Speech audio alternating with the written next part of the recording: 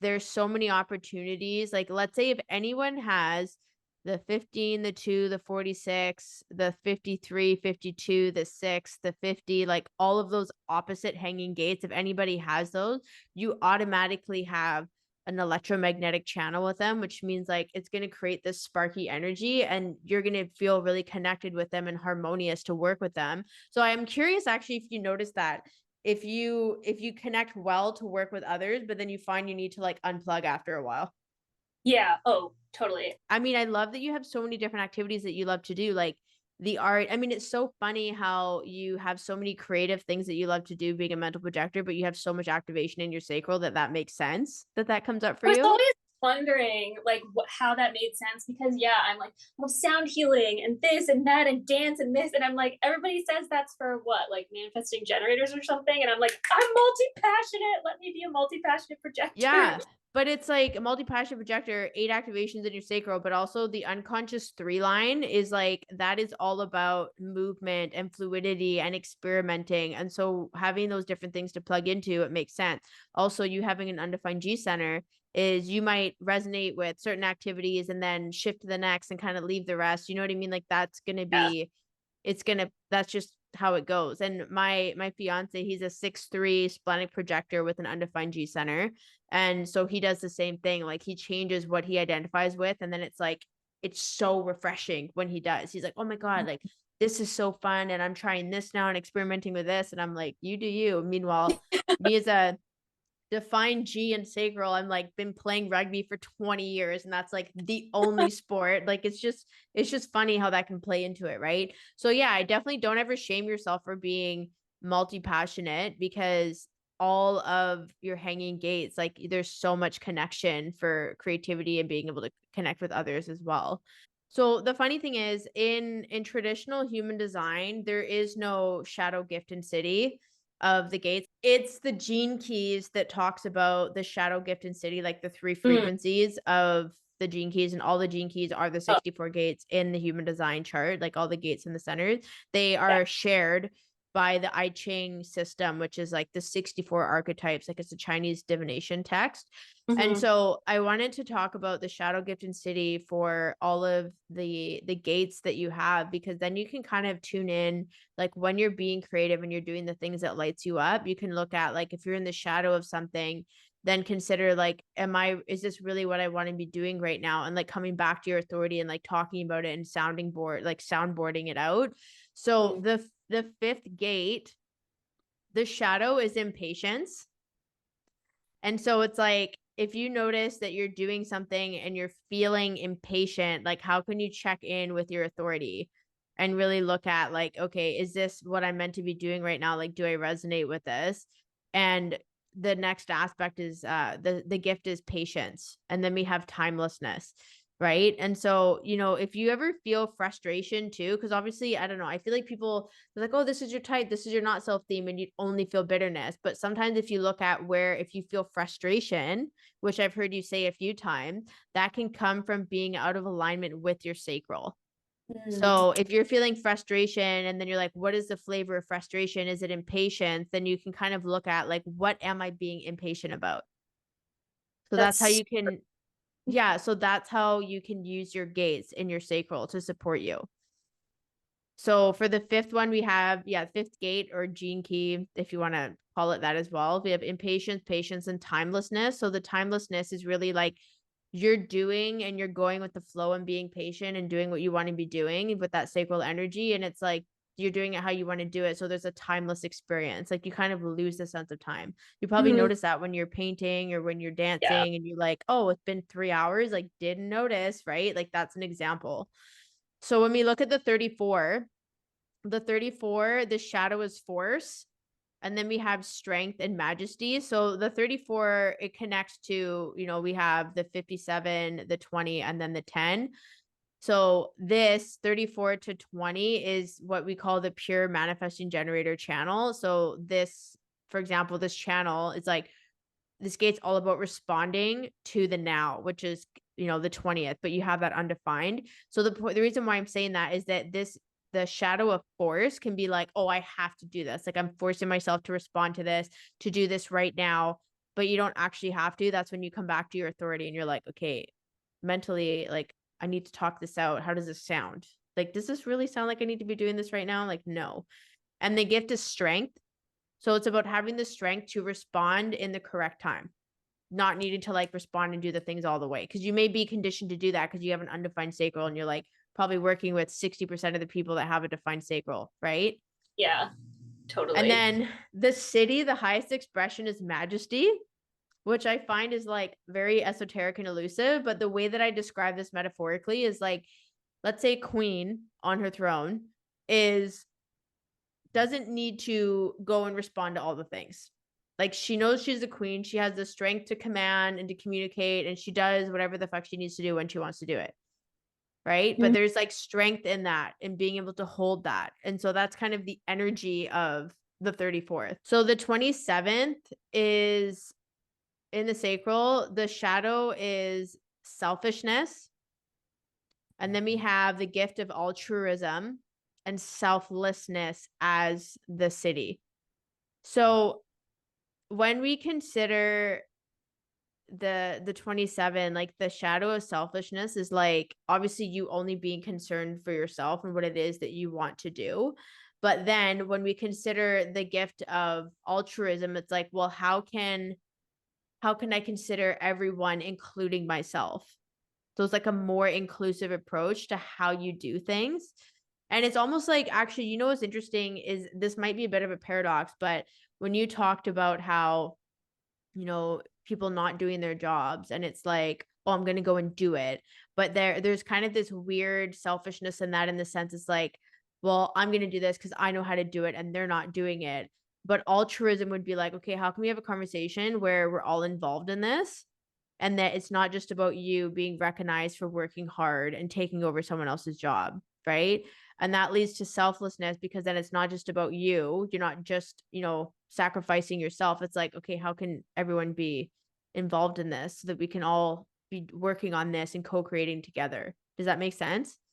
It does. So when we look at the 42, the 42 is, this is interesting because it's reaching for the root center, and the root center is about that pressure to evolve and to go on and do the next things, right? So when we consider the 42, the shadow is expectation, and then we have the gift of detachment, and then celebration. So it's interesting, like for example, if you feel yourself frustrated because you had an expectation, coming back to your strategy and your authority and looking at like, okay, where did I not recognize myself in this? Where am I not feeling successful? Like, where can I take responsibility and then communicate and talk about it? Because that's your strategy, so that you can release the expectation and have that detachment and like celebrate the process. So it's interesting because I feel like even you sharing about your communicating with your boss, who's also your friend, it's like there was an expectation that this is what your contract was going to be, and that didn't happen. And now you communicate that and you're like, okay, what's next? Because that pressure's coming up from the root, and it's like, okay, we're going to do X, Y, and Z. So then you kind of have to detach, right? And then I feel like our conversation is very much celebrating, okay, there's a possibility of a new contract, or there's a possibility of me going to part-time and having more time for the things I actually want to be doing. And then let's talk about the 9. So the 9 is, the shadow is inertia. And then we have determination and invincibility. So if you think about feeling stuck, so you shared that, right? How you like feeling stuck and lost and so on. And the gift of determination is realizing, it's kind of like, it was interesting. I was having this conversation with my fiance and I was like, yeah, like, you know, our backs are against the wall and the only direction is forward. Like you can't, like, you know, when you hit rock bottom, there's almost this weird relief because you're like, oh, this is it. Like this is the shit right here that I'm in. But then if it's only up from there, in order to move out, there needs to be determination, right? And I feel like the invincibility is really looking at when your back's against the wall and you have that determination, like it doesn't matter because you're always going to be able to move forward. right? Mhm. Because the only cut from inertia, if even if there's the slightest movement, that's still moving forward. There's still that invincibility of like, no, I'm not just stuck. So 59, the shadow is dishonesty. And then we have the gift of intimacy and then transparency. So let's say if you feel frustrated or you feel bitter and you're noticing like, okay, there was a lack of honesty in this conversation, really looking at how, because it's in the sacral center, it's like, well, how can I respond with intimacy and transparency to create that connection? Because it's reaching for the six, and the six is in the emotional solar plexus, and the shadow is conflict, and then we have diplomacy and peace. And so I have the six, and you have the 59. So we have an electromagnetic channel there. But for me, when I notice when I'm in conflict, I'm like seeking and seeing, okay, there's like a lack of transparency here. Like there's dishonesty, like people are not communicating, like they're not responding. How can I, and then I become diplomatic, and it's like, okay, how do I have a conversation to resolve this, which comes to the consequence of being at peace because there is honesty present.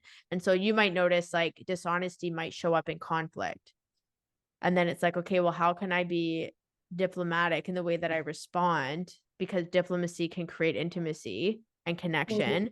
And then it's the transparency, everyone being on the same page, communicating, that's also going to bring a peace of mind. So it's really interesting how, if you want to kind of look at a full example of a channel, but then also contemplating the opposite gate to see how that connects with the 59.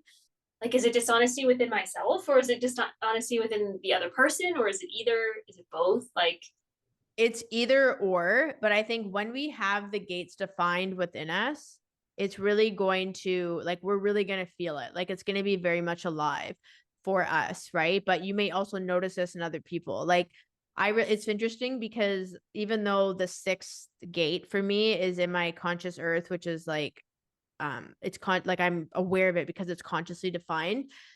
I notice that when I have friends or family, they come to me and they're in conflict, I'm very naturally diplomatic. And I'm like, okay, what about X, Y, and Z? So even though they've come to me and they're in conflict, the way that I like respond to that is very diplomatic, even though it's not my conflict. So it can mhm. go either way. But then I also notice when I'm in conflict, like with my fiance, I'm like, hey, we're gonna sit the fuck down. We're gonna have a conversation right now to bring a peace of mind. Like I can see that coming through. So it can go either way, but it's just like the experience is going to be present in your life. Got it. Okay, that's interesting. I feel like I am often a diplomat when it comes to. So that was just interesting the way that you worded it, because that seemed like it was more related to the six than the 59. So I was like, Mm. huh, how does that show up? So I was just curious. Yeah, there's a shadows podcast episode that I did where I talked to people about contemplating the gate that their gate is reaching for. So for example, even though we're talking about all the gates in your sacral center right now, it's like I gave an example of how you can look at the opposing gate, so the six, and like contemplating the shadow gift and city and how that shows up, because it's still going to be relevant in your life, but you may Mhm. notice more of the 59. But even then, the 9 and the 59 and the 14, those are all like unconsciously defined, right? So you may not be as connected to them compared to like the ones that are consciously defined, but they're still there for you. Okay, so now the 29. So the 29 reaching for the G center, and the shadow is half-heartedness. The gift is commitment, and the city is devotion. So half-heartedness. So if you think about, the way I like to look at this is I always like to look at the center that it's reaching towards. The G center is about your sense of direction, your lovability, worthiness, and identity. And so if you think about the shadow of half-heartedness is like you're not fully in it. You know what I mean? And then we look Mhm. at the gift of devotion and commitment, and it's like what's coming up for me, to be blunt, is like you knowing the things that lights you up, but being half-heartedly into it, you know? Like being committed could be after work, after 6 p.m., you turn your phone off and you're going and you're painting, Mhm. right? Yeah. And that's the shift, rather than just talking about, oh yeah, like these are the things I love to work on, and dance and painting and photography and whatever it is, but I'm like not actually doing it. You know what I Mhm. mean? Yeah. And so if you're ever feeling frustration and you're like, what am I frustrated about? And it's like, oh, the things that lights me up, I'm not doing them. Like, are you being half-hearted about it? And then commitment, I think what something that's really important to say about commitment is that commitment doesn't mean perfection or like perfect attendance. Commitment is, maybe this week you're going to do art and dance and take this time for yourself 2 days a week. And then maybe next week it's 4, and maybe the next week it's 1, but you're still committed to the process. And Mhm. that as a consequence is devotion, because you continually show up in your own way and you're loyal and you love the things that you're doing. So I was just sharing in my stories how I meditated like 1,400 days in a row, Saw which is that. like, yeah. And Impre somebody messaged me like, how the fuck do you do this? And I was like, it's funny. I was like, I have a podcast episode, and they ended up finding it. It was just me talking about consistency. Actually, I'm gonna find that episode for you too. I think it was number 206, but I'll double check it and I'll send it in the email after. But I was basically sharing the way to be consistent is not necessarily doing like the same thing every fucking day, because even if we have a routine, even if we work from home, it's kind of easier to do the same thing every day. But it's like some days I'll meditate 5 minutes. Some days I have half an hour. Some days I'm going to meditate in bed. Other days it's going to be my office. I've meditated on an airplane. Like I've traveled in the last like almost 4 years that I've been doing this. And it's really a matter of being adaptive and being able to, look at how can I do this thing, even if it's a couple minutes versus like consistently only 10 minutes every single day. Right. Yeah. And even with journaling, like for me, like I meditate and I journal together, but if I had to choose, I will choose meditation over journaling. And Mhm. then I'll journal later in the day or a couple of days later. But it's like that's like you kind of have non-negotiables within the flexibility of your commitment. And so when you're looking at prioritizing making time for yourself to do the things that you love doing, investing and recovering, it's like, okay, I have 20 minutes after work today. What activity am I going to do? And Mhm. then maybe another day you have 2 hours. Mhm. Yeah, that Because makes that's where sense. people get hung up. They think, "Oh, because I didn't go to the gym 5 days every week and PR 5 days in a row and, like, work out for an hour and 5 minutes, like, it doesn't Yeah. count." Gate 14, the shadows compromise, and then the gift is competence, and we have the city of bounteousness. So, when you feel frustration or if you're feeling bitterness, and I feel like compromise probably feels very alive for you, because it's like you feel like you have these intentions of going into this work and doing these things, and now you're compromising your health, your time, your joy, and it's really frustrating, and it's like, why the fuck am I doing this? Yeah, Right? totally. And so when we look at the gift of competence, this is being able to do something successfully or efficiently. And what I find interesting is that even if right now you're compromising, competence is like you doing your job description and not needing to prove yourself by doing more than that. You're just doing it successfully as it is. Yeah. And it's interesting because setting those boundaries, the bounteousness, what it means is generously given or giving or bountiful. Like there's a lot to harvest. But the thing is, it's like you setting those boundaries, you doing literally what you're supposed to be doing is you're giving yourself back energy, time, Mhm. validation. You're creating abundance for yourself. And Yeah. ultimately, that just means that when you show up to do the work that you're currently doing, you're going to be 100% for it because you're not Mhm. over giving. Yeah, that makes sense. I mean, even this, like, this is on company time, but like, I was kind of like, look, I'm at my wits' end, so I'm gonna start doing the things that I planned to do with my time when I initially started the job anyway. So here we are. Yes. So today, considering the way that we dove into all of the gates and talked about your sacral center, like I really wanted to focus on this just because I was so amazed by the amount of activation that you have there, considering you're a mental projector. But you could literally do this sort of approach that we're doing right now to any of the hanging gates in your chart. And I know you have a lot of them because you only have two centers to find, right? But I'm curious if you feel like more clarity and relief and understanding for like why you experience things the way that you do, and especially from like a sacral perspective. Yeah, I think so. I don't think I ever thought, like, I never thought about how all of those are in like one spot. I never thought about the sacral like that before. I did have this thought of like, well, why do I feel so like energized by certain things? And like, I really get into stuff, and I've read things about like projectors where it's like, oh, you have like a spark of energy, and then you do the things. It's like, okay, that makes sense. But the way that you just explained all of that, I think that helps me understand a little bit more, like within the sacral center, like why that would be more activated. But then I also have the flip side of like completely burning out and then being like, oh my God, I just like killed myself doing all of that. So like I feel like that makes sense as to why that's been so strong in my life. And then even the things where you're talking about like proving myself and blah blah blah, like I do feel like I've worked through a lot of this stuff, but I haven't heard it in, I think, the ways that you've presented it to me, like the way that you're explaining it within the gates, like, or within the centers, has been more helpful. Like I never really thought about a lot of them in relation to the center that they were in, which is Yes. helpful. Yes. Yes. I know. I think that that's sometimes something that people don't consider is like they just look at their type, their strategy, but then they don't look at you know, the gates and like where they are. Like, do you know about the different channel types? Have you heard of this? So, you know how there's the 5 different types, right? Yeah. And so there's actually different channels. So, let's say for example, anything coming off of the sacral is part of a generated channel. And so that energy is like naturally wanting to respond to things. Oh, Right? that's so And then interesting. yeah, so just wait, this is gonna make a lot more sense. And then if you look at so there's 3 manifested channels. So manifestor energy is about initiating and informing, right? So this is specifically the heart center and the emotional solar plexus connecting to the throat, because obviously the informing needs to come like from the voice.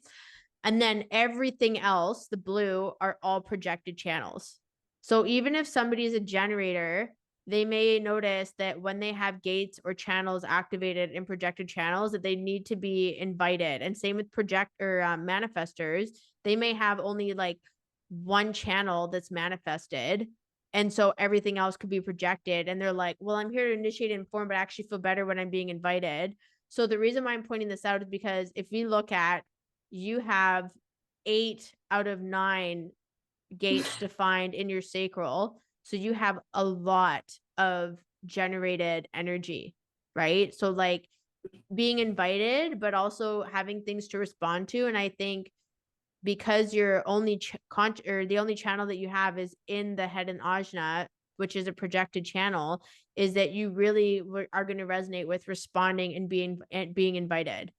And Mhm. so when we look at here, like you have the 45 and the 22 are in manifested channels, right? So they're right here. So it's in here and then coming up here. And it's like you may notice when you contemplate those gates. So for example, the shadow gift and city of 22. I think we have, I know it's grace and graciousness, but I just want to double check the shadow. Dishonor, graciousness, and grace is the shadow gift and city of 22. So you may notice like when you feel dishonored as a person or you're dishonoring yourself, like you want to inform about it. You're like, this is not okay. Right. And then Yeah. graciously expressing yourself about it. And then when it comes to the 45, you may notice that so the shadow is dominance, and then we have synergy and communion. So for example, like when you feel like you're being dominated, or even if you're in the shadow and you're like dominating something or someone else, you may notice that that's more of like an initiating energy, even though you're a projector.